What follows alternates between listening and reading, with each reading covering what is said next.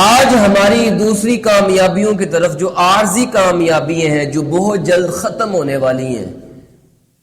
آج میری اور آپ کی دوڑ لگی ہے، دن کو بھی دوڑ ہے، رات کو بھی دوڑ ہے، لیکن جو اصل کامیابی تھی دیکھیے گا ہم اس کے لیے کتنی محنت کرتے ہیں، جنت کے لیے ہم کتنے کو اعمال کرتے ہیں. فمن زحزح عن النار وادخل الجنة فقد فاز. اللہ کا قرآن اعلان کرتا ہے کہ جو جہنم سے بچا لیا گیا، جنت میں داخل کر دیا گیا، فرمایا یہ اصل میں کامیابی ہے. اس کامیابی کی بھی فکر کرو، اپنے آپ کو جنت کا شوق لگاؤ. اگر دل میں جنت کا شوق آ جائے گا اللہ رب العزت سارے غموں کو ختم کر دے گا.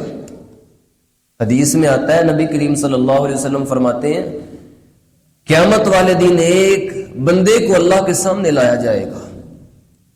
یہ کافر بندہ ہوگا جس نے دنیا کے اندر صرف سکون ہی سکون دیکھا ہے، سکون والی نعمتوں والی اس نے زندگی بسر کی ہے.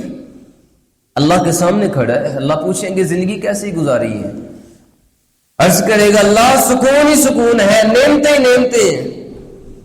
اللہ رب العزت فرمائیں گے فرشتوں جاؤ اس بندے کو لے جاؤ، جہنم کا ایک گوتا اس کو لگواؤ.